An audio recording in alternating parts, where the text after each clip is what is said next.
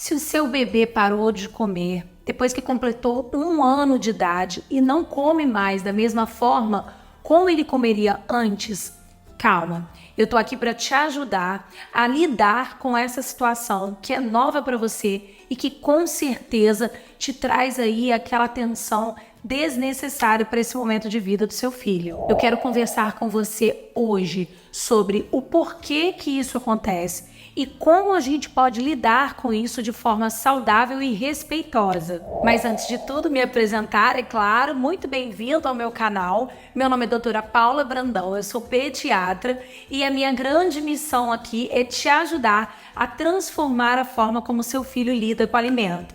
E aí, o que está acontecendo com o apetite do seu bebê? Vamos começar? Mas em primeiro lugar, respira fundo, porque o que está acontecendo com ele é absolutamente normal.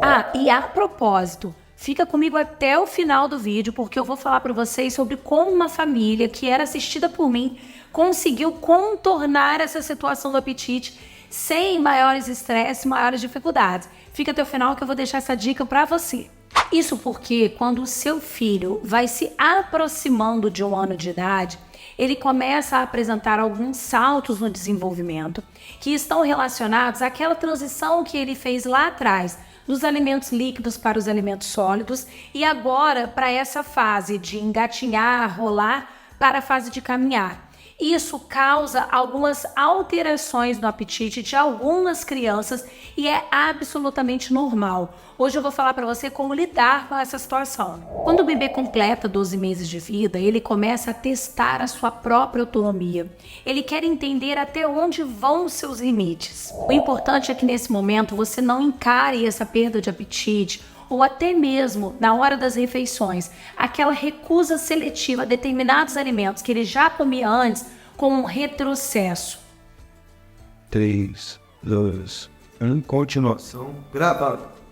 Na verdade, o que você precisa é entender que isso faz parte do desenvolvimento, do processo de desenvolvimento do seu filho. Uma das dicas que eu trago aqui para você agora é que você comece a observar se você não está muito mais preocupado com a quantidade que o seu filho come do que com a qualidade. Nesse momento em que a gente percebe que há uma queda do apetite do bebê, é muito importante que a gente não esqueça a qualidade do alimento que ele está consumindo. Porque quando você tem uma criança que consome alimentos de boa qualidade, alimentos que vêm da horta, que vêm do pasto, né, e não aqueles alimentos industrializados, você está oferecendo para ele a reserva de nutrientes que ele precisa para que ele possa desenvolver as suas atividades diárias, como aprender a caminhar, aprender a falar, se movimentar de forma mais ativa, sem que ele perca peso, sem que ele tenha perdas do desenvolvimento por conta de estar comendo menos do que ele comia antes. É muito mais importante que ele esteja exposto a uma alimentação saudável do que você se preocupar nesse momento com a quantidade que ele come. E aí a pergunta que fica é: como que a gente lida com a ansiedade nesse momento? Como é que a gente vai evitar os erros mais comuns que as pessoas cometem na hora da alimentação em relação a uma criança que tinha um bom apetite e hoje tem um apetite reduzido? É muito provável que você fique de fato ansiosa, por maior a quantidade de informação que você tenha. Nesse momento, a ansiedade bate e isso muitas vezes consome a gente. Faz com que a gente perca a nossa capacidade de raciocínio e tome atitudes que não vão ser tão boas para o bebê. Nessas horas, muitos pais apelam para o uso de tela, colocando o bebê muito mais exposto à televisão. Eles apelam para forçar a criança a comer, né? Exigir que a criança permaneça sentada na cadeirinha para comer aquele alimento e que ela só vai sair dali quando ela terminar. E a gente não pode esquecer que estamos lidando com um bebê de apenas 12 meses de vida, aliado ao uso de alimentos ultraprocessados, em que a gente julga que são mais saborosos e mais atrativos para a criança, só vai criar uma relação negativa do seu filho com a comida e pode, inclusive, gerar situações que o levem à compulsividade alimentar no futuro. Lembra que eu falei pra você que eu ia te contar uma história sobre uma família que conseguiu trazer o seu filho de volta, né, para essa normalidade do apetite? Em primeiro lugar, obviamente, relembrando, isso é uma questão fisiológica que pode acontecer ou não com o seu filho, mas no caso de acontecer, isso não deixa de ser um salto normal desse desenvolvimento. Mas eu vou contar para vocês a história que aconteceu com essa família que eu acompanho no meu consultório. Eu atendi uma criança de 12 meses de vida, 12 meses cravado, cujos pais eram pessoas extremamente presentes em todas as consultas. O pai, inclusive, ia em todas as consultas, acompanhava esse bebê desde pequeno. E essa era uma criança que foi muito planejada, muito desejada, que tinham avós presentes, né, avós paternos e maternos ali presentes. Um belo dia, essa criança começou a não comer da forma como ela comia antes. E aconteceu um evento nesse momento que foi um evento de resfriado, uma infecção de vias aéreas respiratórias superiores, ou seja, aquele resfriado comum do bebê. Isso trouxe muita preocupação para a família, né? Doutora, me dá uma vitamina para abrir o apetite do meu filho. Qual tipo de vitamina eu posso usar? Tem algum xarope que abre o apetite? E aí, como a avó, né, principalmente a avó paterna, era muito presente, uma querida ali envolvida na questão da saúde da criança, da alimentação da criança, isso se tornou um pouco até insistente por parte dela, porque ela trazia consigo todo o conhecimento e toda a cultura que ela carregava desde os seus pais, os seus avós e etc, etc. Conhecimento esse que é transmitido de família a família. E aí, como que a gente trabalhou junto para essa família resgatar o apetite dessa criança sem que eles perdessem a paz? E, gente, é muito interessante que vocês repassem esse vídeo para pessoas da sua família, para todo mundo que está envolvido nos cuidados com o seu filho, porque isso faz com que a gente aumente a rede de cuidado e a rede de apoio. Presta bastante atenção no que eu vou te falar em relação à família envolvida nesse processo. Essa criança, como eu disse para vocês, ela tinha um avô, né, uma avó paterna e também os avós maternos que eram muito participativos. Mas tinha essa avó paterna que ela era muito participativa. O que a gente faz nesse momento?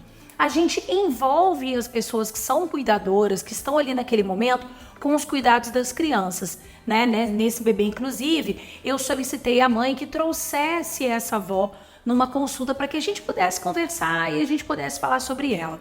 Nesse primeiro momento, a gente começa a desconstruir toda essa questão de ansiedade que está ali relacionada à questão da alimentação, porque essa avó, naquele momento, se sentiu escutada, né? Ela se sentiu participante e ela percebeu que esse bebê, ele não está sozinho.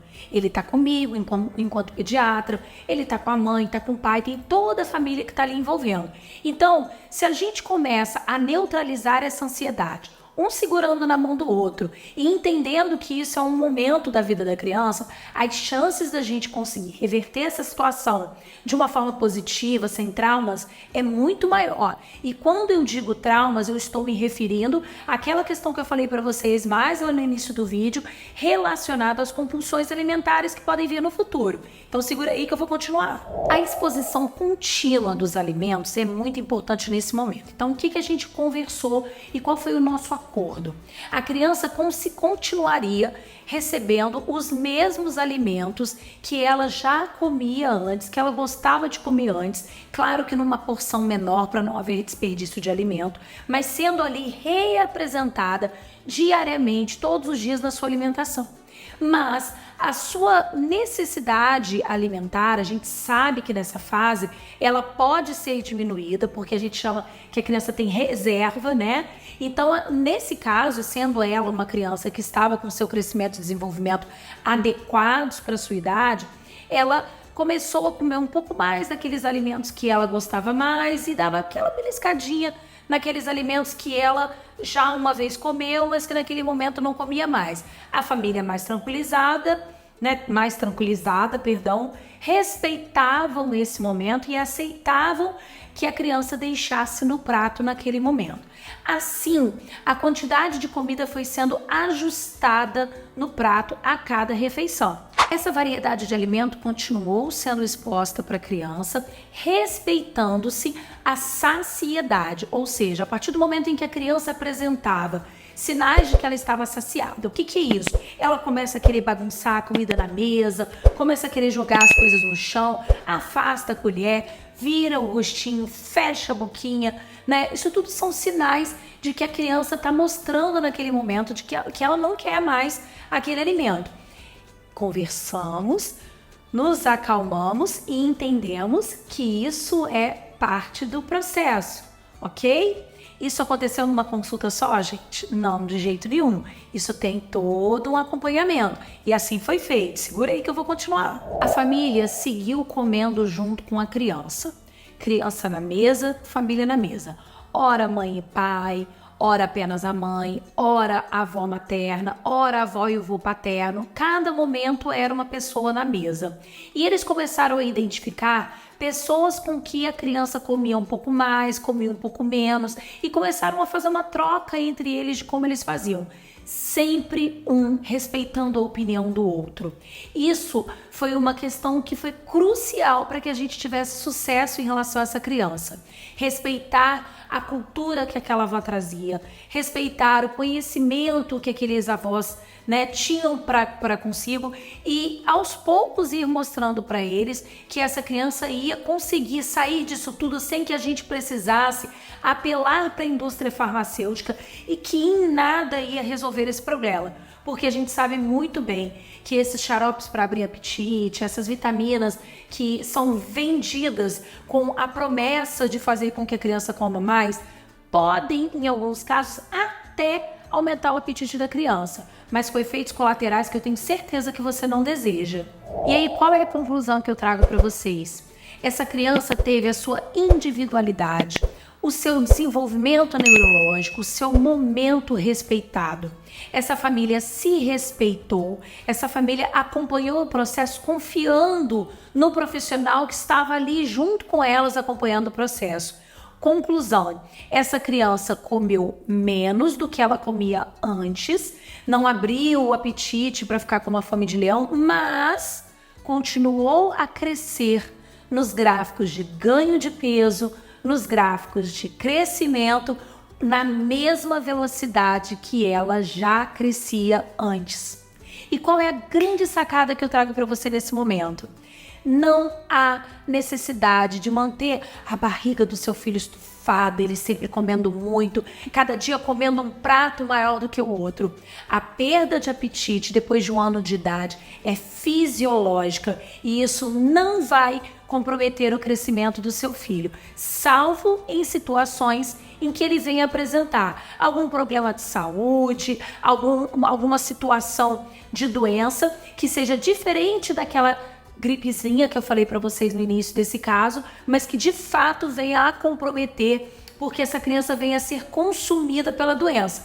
Aí sim é um caso que ele pode ter perda, né, de desaceleração de ganho de peso, desaceleração de desenvolvimento, que seja importante a gente acompanhar com um pouco mais de atenção. Antes de eu dar a cereja do bolo aqui para vocês, o que eu tenho para dizer é: se inscreva no canal, ativa aqui o sininho, me segue no Instagram e não perca as novidades, porque sempre vou estar postando aqui para vocês as minhas experiências, né, os casos que com certeza vão se assemelhar aí muitas vezes ao que acontece com você dentro da sua casa, né? E não deixe de colocar aqui para mim nos comentários quais são as suas dúvidas, o que você precisa saber para ajudar de uma vez por todas a fazer com que a sua família te ajude na condução desse processo da diminuição do apetite do seu filho. E a cereja do bolo que eu tenho para você é o seguinte: tenha sempre um pediatra à mão, tenha uma pessoa de confiança para quem você possa recorrer quando você tiver dúvidas em relação à alimentação do seu filho. Muito cuidado com as informações que você encontra nas mídias sociais, das informações que você encontra no Google. Muito cuidado com os palpites que você recebe de pessoas que não têm informação específica na área. Tenha ao seu lado, além do pediatra, se possível, um nutricionista ou até mesmo um psicólogo, se for o caso. Qualquer profissional da área da saúde que tenha um mínimo de entendimento nessa área, ele vai ser respeitoso e responsável ao ponto de não permitir que você tome uma atitude, né, aí errada em relação à alimentação do seu filho. Precisando de qualquer informação, qualquer dúvida, é só deixar aqui para mim ou deixá-la no Instagram, tá bom? Eu espero que esse conteúdo tenha trazido aí algum esclarecimento para vocês. Faço isso com muito prazer. Espero ver vocês em todos os vídeos aqui no canal. Não deixe de ativar aqui o sininho para que vocês não percam nenhum conteúdo. Um beijo, até o próximo vídeo e tchau!